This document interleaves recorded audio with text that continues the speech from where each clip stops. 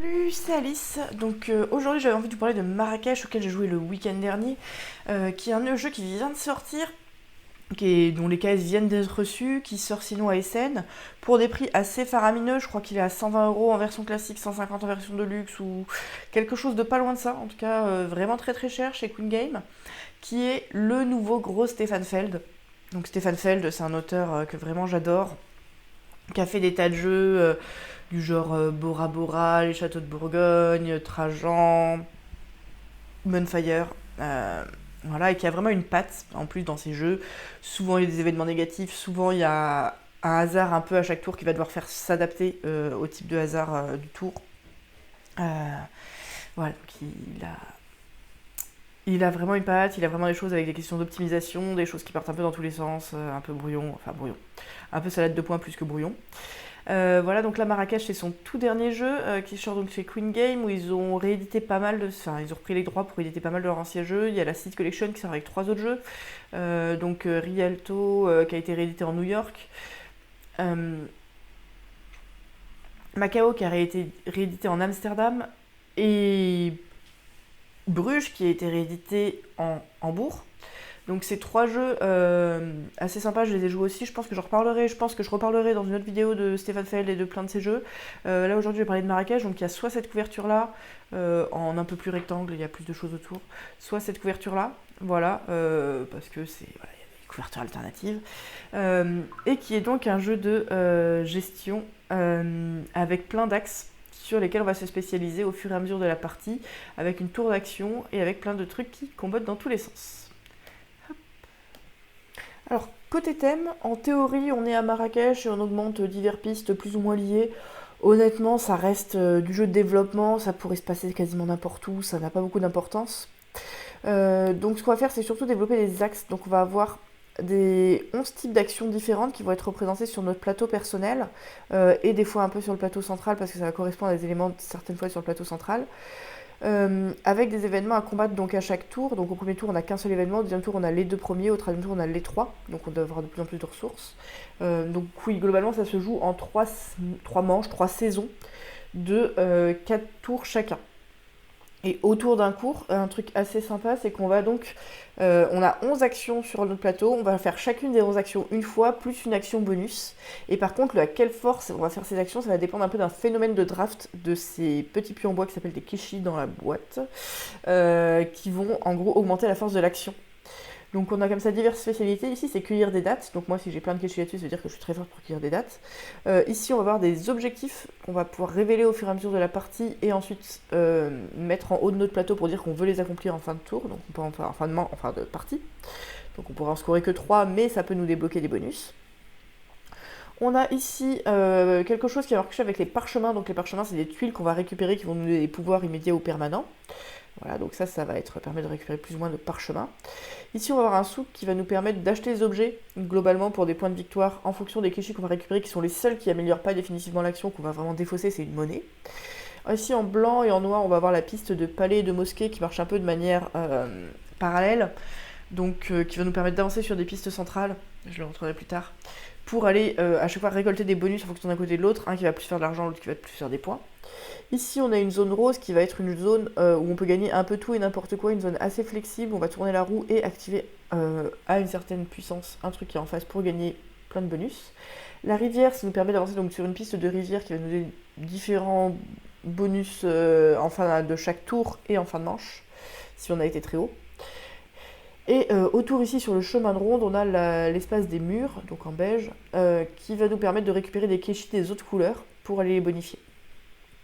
Donc comme ça on a différentes spécialités, on va jouer un peu de tout mais pas forcément du tout à la même force. Là on voit que sur le plateau on n'est pas loin de la faire de partie, la répartition des kéchis n'est pas la même d'une zone à l'autre, parce qu'on a drafté pour se spécialiser un petit peu.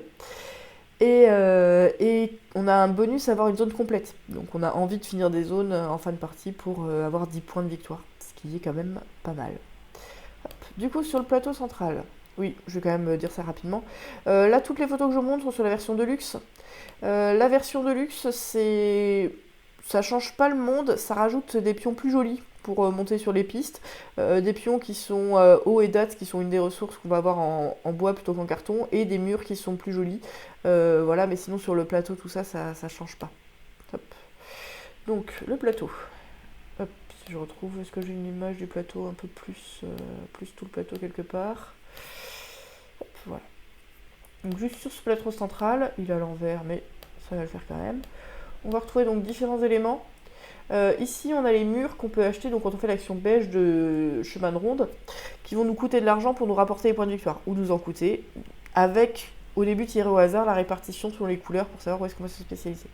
Ici, on a les parchemins donc de différents niveaux, plus ou moins facilement accessibles, qui vont nous coûter des dates, qui vont nous permettre d'avoir donc des pouvoirs immédiats ou permanents qui sont à chaque fois marqués dessus. En bas ici, on a le souk qui va nous permettre d'acheter des objets, donc avec des kéchis orange, jaune et violet, et potentiellement de faire un marché d'échange pour avoir des dates, des sous et de l'eau. Ici en haut, on va avoir le chemin de la rivière. Donc la rivière, on va avancer petit à petit autour d'une manche dessus. Et à la fin de chaque tour de la manche, si on a avancé, on choisit un des bonus qu'on a dépassé. Donc entre un point, une ressource, un keshi de souk, des choses comme ça. Et donc au milieu, là, on a les deux pistes de palais et de mosquée, sur lesquelles, quand on avance, à chaque fois, en fonction de la zone dans laquelle on est en face, on va pouvoir choisir un des bonus sur la connexion, en plus de faire un sou pour changer de zone, qui vont nous donner soit un nouveau keshi quelque part, soit des sous, soit des points. Voilà, ça c'est le principe. Là c'est en début de partie, donc c'est pour ça que tout le monde est en bas. Hop. Voilà, donc ça j'ai un peu raconté, on a une aide de jeu qui nous raconte donc ces différents événements possibles, et donc le tour de jeu, comment ça va se passer. Donc en début de saison, on reçoit chacun les 12 kéchis des 12 couleurs différentes derrière notre paravent. Donc un par action plus les rouges. Les rouges c'est des porteurs d'eau, c'est un truc un petit peu différent. Ils peuvent aller dans n'importe quelle zone et ça va nous donner de l'eau plutôt que de nous renforcer l'action. Par contre, au moment où on choisit un rouge, l'action qu'on va mener ce tour-ci, on va la mener où on veut. Parce que donc à chaque tour, on va, hop, je mets une photo de ça quelque part, donc choisir 3 kéchis parmi ceux qui nous restent. Donc au début on a le choix parmi 12, à la fin de la manche, c'est les 3 qui nous restent. Et on va les mettre ensemble dans une tour à action, qui est là sur le côté, que j'avais quelque part. Voilà, donc on va les jeter dedans, ceux de tous les joueurs de la table, et on va le répartir par couleur. Là c'est une photo sur la partie à 2 joueurs, j'ai fait une partie à 2, une partie à 4, donc il n'y en a pas beaucoup, mais sinon il peut y en avoir plusieurs par zone, vraiment, et ça peut être un peu disparate. Donc une fois qu'on a fait ça, en partant du premier joueur de ce tour, on va chacun pouvoir récupérer un keshi ou 2 keshis de la même couleur, si on a eu de la même couleur.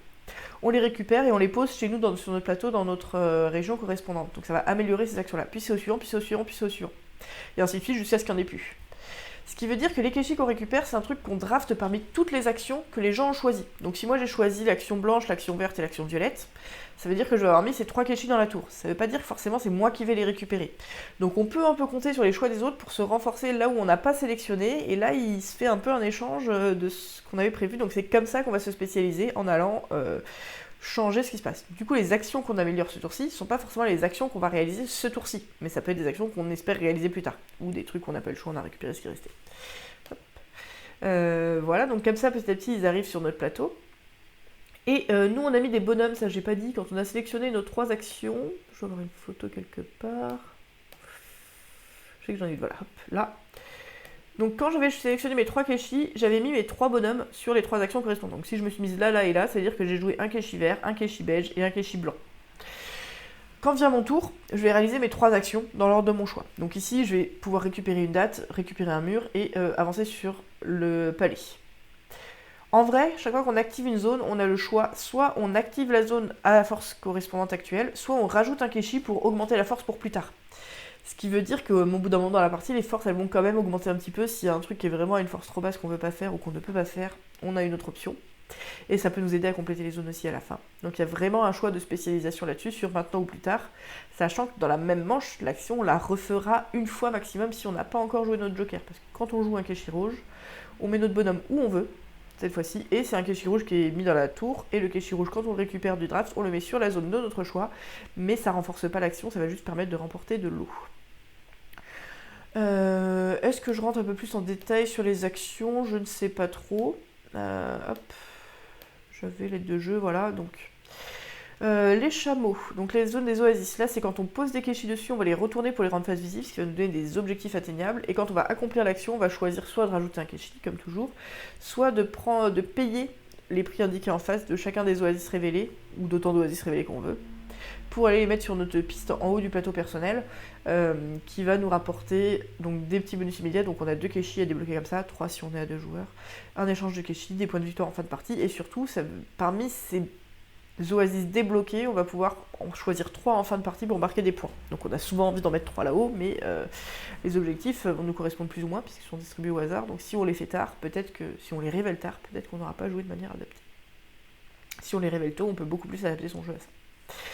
Les parchemins, il y a différentes tuiles parchemins, donc je vais vous montrer tout un stock de tuiles parchemins de 4 valeurs différentes. On répartit notre valeur de points d'action, donc le nombre de Keshi qu'on a, pour acheter différents types de tuiles qui somment à ce truc-là, et il faut payer des dates, donc 1 à 3 dates, pour les récupérer, ça nous donne un bonus permanent. La rivière, ça permet d'avancer sur l'eau d'autant de Keshi, d'autant de cases que ce qu'on a de Keshi. On peut dépenser de l'eau pour avancer plus, donc des gouttes d'eau qu'on a récupérées par les bonhommes rouges. Les beiges, donc on paye pour récupérer un mur, ça nous donne potentiellement des points si on a payé assez cher, et ça va nous donner un Keshi de la couleur du mur qu'on vient de récupérer. Donc en gros on échange le Keshi beige contre un autre Keshi qui va nous renforcer une autre action qu'on va avoir choisie parmi celles disponibles. Et ça fait 2 points si on le met pile sur une bonne zone, enfin si on a récupéré un mur d'une couleur qu'on n'avait pas encore, qui a une zone disponible à cette couleur. Les blancs, ça permet d'avancer donc sur le palais et sur la mosquée, donc ça on avance et quand on change de palier, on récupère un peu de sous et un des bonus sur la connexion. Les bonus sur la connexion, c'est un Keshi d'une des couleurs indiquées ou des sous ou des points, et plus on est haut, plus ça vaut de sous et de points. Le souk, ça permet donc de dépenser des Keshi des couleurs orange, violette et jaune pour aller acheter des tuiles qui demandent un ensemble de Keshi orange, violet et jaune pour beaucoup de points et quelques ressources. Ou alors il y a une tuile qui est activable, qui n'est pas très forte, mais qui peut être améliorée via des parchemins notamment, qui permet de rendre des Keshi pour avoir quelques ressources et ça peut permettre de nous débloquer sur certains trucs. La plantation, on va récupérer autant de dates que ce qu'on a de Keshi vert, facile. Le palais, j'en ai déjà parlé. Et les roses, donc c'est là où on a la petite roue. Top, donc ça je vais peut-être en reparler, voilà. Donc ça c'est la petite roue qu'on a là. Donc au moment où on place un Keshi, par exemple si je place un Keshi ici, je le place en face d'une goutte d'eau, donc immédiatement je reçois une goutte d'eau. Puis quand j'active la roue, je vais tourner cette roue d'un cran dans le sens des aiguilles d'une montre et je vais choisir quelque chose à activer. Donc si là j'ai mis un bonhomme en face de une goutte d'eau en le tournant, ou disons que c'est déjà tourné parce que ce sera plus simple et que j'ai un Keshi ici, ça me fera soit 3 gouttes d'eau, soit une avancée de l'eau, soit 3 avancées sur le palais. Donc je choisis un de ces bonus là et j'effectue son bonus. Donc il y a un peu les différents types de bonus qui existent là-dessus. On joue comme ça, donc une saison ça dure 4 tours, donc on fait tourner le premier joueur là-dessus à chaque fois pour savoir qui va choisir, et ensuite on change de manche. À la fin de la manche, ceux qui sont arrivés au bout de enfin celui qui est arrivé en premier au bout de la piste de rivière, s'il y a quelqu'un, a un gros bonus qui a été tiré au hasard pour la manche, et on passe à la manche suivante. Au bout de 3 saisons, 3 manches comme ça, on est à la fin de partie, on va compter les points de fin de partie. Les points de fin de partie, c'est nos oasis, donc les 3 oasis qu'on a choisi de valider. Éventuellement, des trucs qui nous donneraient les points en fin de partie. Je sais pas s'il y en a, je me rappelle plus. Et surtout 10 points par zone entièrement complétée, ce qui peut valoir pas mal de points. Voilà. Et c'est à peu près tout, donc le jeu n'est pas extrêmement compliqué en tant que tel. Moi j'en ai fait donc une partie à 2, une partie à 4. J'ai trouvé qu'à 2 il y avait des petits problèmes d'équilibre, que notamment comme on a assez peu de Keshi à mettre dans la tour, on se spécialise moins, parce que on a 2 de chaque couleur à répartir parmi 2 personnes, ça va faire des trucs moins exotiques quand on a 4 de chaque couleur à répartir parmi 4 personnes. Sur le draft aussi, il y a moins souvent de trucs pareils, donc on les récupère moins. Par contre, il y a un petit aspect guessing qui existe aussi à 4, mais qui est peut-être un peu moindre, en fonction de si on est premier joueur ou deuxième joueur, est-ce qu'on a envie de jouer les mêmes couleurs que l'autre pour qu'est-ce qu'on espère au draft derrière de ce qui tombe. La tour retient pas grand-chose, peut-être même pas assez, ce qui fait qu'on a souvent tout qui tombe, et quand il n'y a pas tout qui tombe, il n'y a pas grand-chose qui tombe pas. Du coup, ça a un peu le cul entre les chaises là-dessus, où le jour où il y a quelque chose qui est retenu, qu'on s'attendait à voir sortir, on est un peu surpris, et sur le fait d'être premier joueur, ça peut un peu jouer. Bref, je pense qu'elle devrait bloquer un peu plus de trucs, ou à la limite, pour ceux qui n'aiment vraiment pas le hasard, je pense que c'est possible. Enfin, dans tous les cas, il y aura du hasard, ça reste du Feld, du guessing, des choses, tout ça, mais ça reste possible de jouer avec sans la tour en fait, en draftant juste tous les Keshi tirés pour ce tour-ci. Je pense que ça marche. Bon, j'ai pas testé la variante, hein, c'est juste qu'il y a un joueur que ça a un peu agacé ce côté-là. Après c'est du Feld, moi c'est un style que j'aime beaucoup et je pense que c'est un style tout à fait voulu et qui plaira à ceux qui aiment ce type de jeu. Voilà, donc on- il y a cet élément qui est vraiment sympa. On se spécialise vraiment au fur et à mesure. Est-ce qu'au début de partie on a envie de sacrifier une action pour la renforcer pour plus tard? C'est un choix qui est intéressant. On a un seul joker à jouer chaque tour, mais c'est vraiment aussi pareil, un choix assez tendu. Il y a des courses sur certains éléments où on a envie d'être premier à les prendre, par exemple sur les murs qui sont disponibles, sur les parchemins qui sont actuellement bien ou pas. Donc c'est une espèce de mini extension. Le premier sur la mosquée et le palais peuvent avoir des bonus sur le fait d'aller récupérer un truc intéressant assez tôt ou plus tard, le fait de se dire cette action j'ai envie de la renforcer donc peut-être de la jouer plus tard pour peut-être avoir drafté les Keshi des autres avant, mais en même temps si tout le monde pense pareil personne n'en mettra au début, le fait de trouver le marché de niche qui fait qu'on va réussir à avoir plus de Keshi de cette couleur là pour renforcer une couleur sans que ce soit la guerre avec les autres parce qu'on serait les répartir à moins, tout ça moi je trouve ça vachement sympa. Les actions sont assez simples, en plus on a rapidement fait un peu toutes les actions. Du coup, ça fait que on joue vraiment sur comment est-ce qu'on implique les uns dans les autres, la programmation du tour. Donc on programme pas tout dès le début, mais on sait qu'on va jouer les actions 3 par 3. Et on va choisir de jouer un truc plus tard, on va peut-être s'adapter à qu'est-ce qu'on a drafté, qu'est-ce qui est déjà sorti, qu'est-ce qui a déjà été joué ou pas chez les uns chez les autres. Ça, je trouve ça vraiment vachement malin. Les différents éléments semblent un peu vraiment pas liés, disparates, chacun dans leur coin au départ, et en fait, on voit quand même comment on peut rebondir de l'un à l'autre. Les ressources servent pas beaucoup, mais ils servent un petit peu à des endroits bien précis. Il y a plein de petits éléments comme ça qui sont vraiment sympas, vraiment assez directement intéressants dans le vif du jeu et dans le vif du système de cette répartition d'actions. Avec vraiment le fait de devoir jouer toutes les actions à chaque saison et que c'est ultra frustrant parce qu'on n'aura qu'une seule occasion, voire deux, de faire cette action-là. Voilà, le comment jouer le bonus, le Joker est vraiment très intéressant. Et du coup, moi j'ai vraiment bien aimé. La partie qu'on a fait à 4 était un petit peu longue, on a joué en 3h30, mais je pense qu'on peut vraiment descendre assez largement en temps, on n'a pas été très rapide. La partie qu'on a joué à 2 a duré moins de 2 heures. Je pense que 3-4 c'est vraiment une meilleure config. À 2 ça tourne, mais c'est moins bien, je pense. Voilà. Donc ça pour moi c'est vraiment une très belle découverte. Enfin, j'adore le style. Je pense que si on aime Feld et qu'on aime son style, on aimera Marrakech. Ça, c'est assez dans la. On reconnaît clairement l'auteur, on reconnaît ce qu'il fait. Voilà. Il y a plein de trucs sympas. Et je pense que la richesse, c'est vraiment la richesse du comment on fait ce qu'on a à faire. Les orientations de début de partie, et ça pour moi c'est très feldien. Au début, en fonction des opportunités qu'on va avoir sur le draft et tout, on va se débloquer un peu des spécialités qui n'étaient pas forcément celles qu'on avait prévues au tout début de partie quand on imagine notre plateau.